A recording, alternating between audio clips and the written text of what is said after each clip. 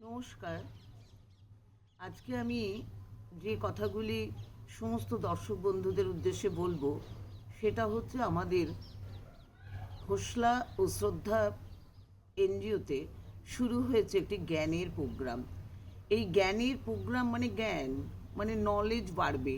সেই নলেজ বাড়ানোর জন্য এই যে জ্ঞানের প্রোগ্রামটি শুরু হয়েছে, এতে সকলেই প্রায় পার্টিসিপেট করছেন, খুব উৎসাহ নিয়ে পার্টিসিপেট করছেন। সকলে মানে আগের থেকে পড়াশুনো করে আসছেন, খুব ভালো লাগছে এই জন্য। আর এর সঙ্গে আমাদের তো জ্ঞান বাড়ছে ঠিকই, সেই সঙ্গে আমরা অনেক বেশি এই সবাইকার কাছ থেকে জেনে আমরা সমৃদ্ধ হচ্ছি এবং বিভিন্ন বই পড়ে আমরা ওই বিষয়টার অনেক বেশি জানতে পারছি। এরপরে আপনাদের কাছে আমি শোনাচ্ছি মাউন্ট কৈলাস সম্পর্কে। মাউন্ট কৈলাস কী জিনিস, সেখানে কিভাবে যেতে হতো, যাওয়ার পথ কী, এইগুলো নিয়ে আপনারা এবারে শুনুন। পৃথিবীর অন্যতম রহস্যময় ও পবিত্র স্থানগুলোর মধ্যে মাউন্ট কৈলাস, মানস সরোবর হ্রদ এবং রাক্ষসতাল হ্রদের নাম বিশেষভাবে উল্লেখযোগ্য। এই তিনটি স্থান তিব্বত স্বায়ত্তশাসিত অঞ্চলে অবস্থিত এবং ধর্মীয়, সাংস্কৃতিক, ভৌগোলিক দিক থেকে অত্যন্ত গুরুত্বপূর্ণ। পৃথিবীর নানা প্রান্ত থেকে ভক্ত ও পর্যটকরা এই পবিত্র অঞ্চল দর্শন করার জন্য এখানে আসেন। মাউন্ট কৈলাস তিব্বতের একটি পবিত্র পর্বত, যার উচ্চতা প্রায় ৬,৬৩৮ মিটার। এটি দেখতে একটি বিশাল পিরামিডের মতো। এর চূড়া সারা বছর বরফে আবৃত থাকে। হিন্দু ধর্মাবলম্বীদের বিশ্বাস অনুযায়ী এই পর্বতই ভগবান শিবের বাসস্থান, তাই একে শিবের কৈলাস বলা হয়। বৌদ্ধ, জৈন ও বন ধর্মেও মাউন্ট কৈলাস অত্যন্ত পবিত্র। বৌদ্ধ ধর্মে একে কাংরিনপোচে বলা হয়, যার অর্থ মূল্যবান তুষার পর্বত। জৈন ধর্মাবলম্বীদের মতে প্রথম তীর্থঙ্কর ঋষভদেব এখানেই মোক্ষ লাভ করেছিলেন।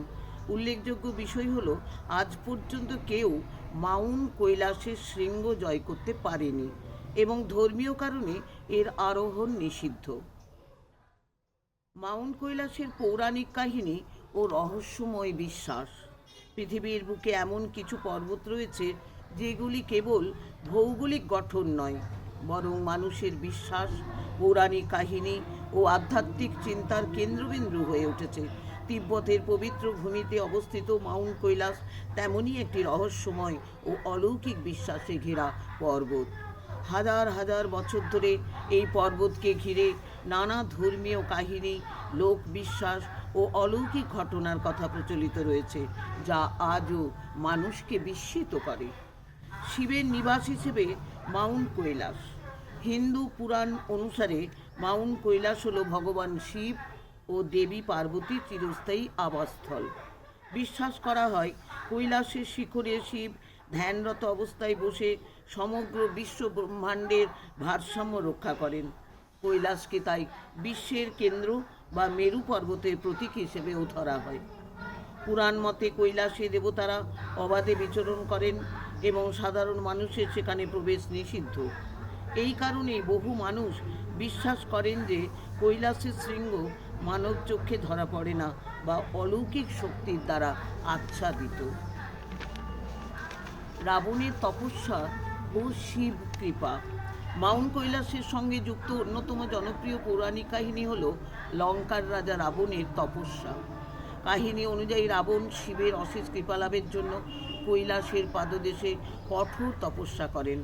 এক সময় অহংকার বশত তিনি কৈলাস পর্বত তুলে নেওয়ার চেষ্টা করলে শিব তাঁর পায়ের আঙুল দিয়ে পর্বতটি চেপে ধরেন।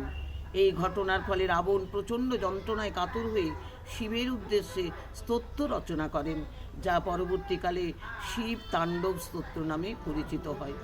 এই কাহিনী কৈলাসকে শিবের অপরিসীম শক্তি ও করুণার প্রতীক হিসেবে তুলে ধরে। কৈলাস স্বর্গ ও পৃথিবীর সংযোগস্থল। অনেক পৌরাণিক বিশ্বাস অনুযায়ী মাউন্ট কৈলাস হল স্বর্গ, মর্ত্য, পাতালের সংযোগস্থল। একে এক ধরনের কসমিক অ্যাক্সিস বা বিশ্বস্তম্ভ বলে মনে করা হয়, বিশ্বাস করা হয় দেবতা ও ঋষিরা এই পথ ধরেই পৃথিবীতে অবতরণ করেন। এই ধারণা বিভিন্ন ধর্মে ভিন্ন ভিন্ন রূপে দেখা যায়। বৌদ্ধ ধর্মে কৈলাসকে জ্ঞানের কেন্দ্র এবং জৈন ধর্মে মোক্ষ লাভের স্থান হিসেবে বিবেচনা করা হয়। বৌদ্ধ ধর্মের পৌরাণিক বিশ্বাস। বৌদ্ধ ধর্মে মাউন্ট কৈলাসকে বলা হয় কাং রিনপোচে, যার অর্থ মূল্যবান তুষার পর্বত। বৌদ্ধ পৌরাণিক কাহিনী অনুযায়ী এই পর্বত হল দেবতা চক্রসম্বর বা দেমচকের আবাসস্থল। তন্ত্রবৌদ্ধ মতে কৈলাস এক শক্তিশালী শক্তি কেন্দ্র, যেখানে ধ্যানের মাধ্যমে মহাজ্ঞান লাভ করা সম্ভব। জৈন ধর্মের কাহিনী। জৈন ধর্মমতে মাউন্ট কৈলাসের প্রাচীন নাম অষ্টপদ পর্বত। বিশ্বাস করা হয় প্রথম তীর্থঙ্কর ঋষভদের এই পর্বতেই মোক্ষ লাভ করেন। তাই জৈন ধর্মাবলম্বীদের কাছে কৈলাস এক মুক্তির প্রতীক।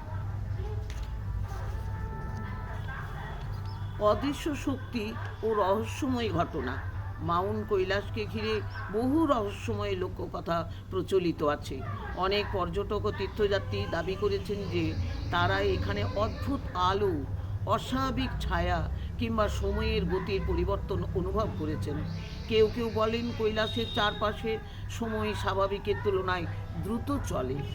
এছাড়া কিছু লোক বিশ্বাস করেন যে কৈলাসের অভ্যন্তরে এক রহস্যময় নগরী বা সম্ভালা অবস্থিত, যেখানে উন্নত আত্মিক সত্তারা বাস করেন। কেন কৈলাস আজও অজেয়? পৃথিবীর বহু উচ্চ পর্বত জয় করা হলেও মাউন্ট কৈলাস আজও অজেয় রয়ে গেছে। পৌরাণিক বিশ্বাস অনুযায়ী মানুষের পক্ষে দেবতাদের নিবাসে আরোহণ করা অসম্ভব। তাই বহু মানুষ মনে করেন অলৌকিক শক্তিই মানুষকে এই শৃঙ্গ স্পর্শ করতে বাধা দেয়। মানস সরোবর হ্রদ। মাউন্ট কৈলাসের কাছেই অবস্থিত মানস সরোবর হ্রদ পৃথিবীর অন্যতম উচ্চতম স্বচ্ছ জলের হ্রদ। সংস্কৃত শব্দ মানস মানে মন এবং সরোবর হ্রদ, এর থেকে এর নামকরণ হয়েছে, যার অর্থ মনের হ্রদ। হিন্দু ধর্মে বিশ্বাস করা হয় যে দেবতা ব্রহ্মা এই হ্রদ সৃষ্টি করেছিলেন। মানস সরোবর জল অত্যন্ত স্বচ্ছ শান্ত। বহু তীর্থযাত্রী এই হ্রদের পবিত্র জলে স্নান করেন, কারণ তাদের বিশ্বাস এতে স্নান করলে পাপ মোচন হয় এবং আত্মা শুদ্ধ হয়। এই হ্রদ ঘিরে প্রাকৃতিক সৌন্দর্য অপরিসীম।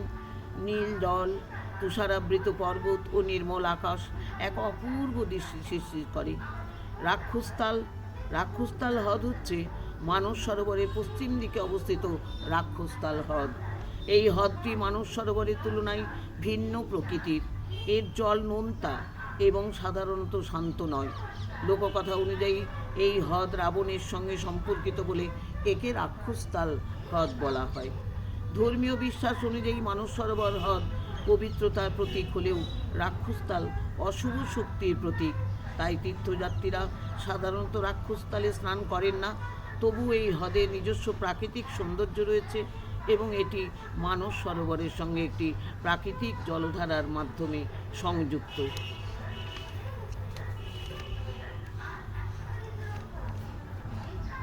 তাহলে এখানেই আমি এরপরে শেষ করছি।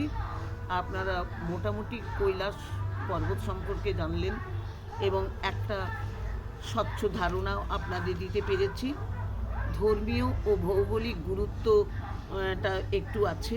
মাউন্ট কৈলাস ও সংলগ্ন এই দুটি হ্রদ কেবল ধর্মীয় দিক থেকেই নয়, ভৌগোলিক দিক থেকেও অত্যন্ত গুরুত্বপূর্ণ। সিন্ধু, ব্রহ্মপুত্র, সতলজ ও কর্ণালী এই চারটি মহান নদীর উৎস এই অঞ্চলেই অবস্থিত। তাই একে এশিয়ার জলভাণ্ডার বলা হয়। উপসংহারে আমরা চলে এসেছি মাউন্ট কৈলাস, মানস সরোবর ও রাক্ষসতাল হ্রদ মানব সভ্যতার বিশ্বাস, ধর্ম ও প্রকৃতির এক অনন্য মিলনস্থল। এখানে ধর্মীয় পবিত্রতা, রহস্যময়তা ও প্রাকৃতিক সৌন্দর্য একসঙ্গে মিশে রয়েছে। এই অঞ্চল আমাদের শেখায় প্রকৃতিকে সম্মান করতে এবং বিশ্বাস ও আধ্যাত্মিকতার গুরুত্ব উপলব্ধি করতে। শেষ করলাম। নমস্কার।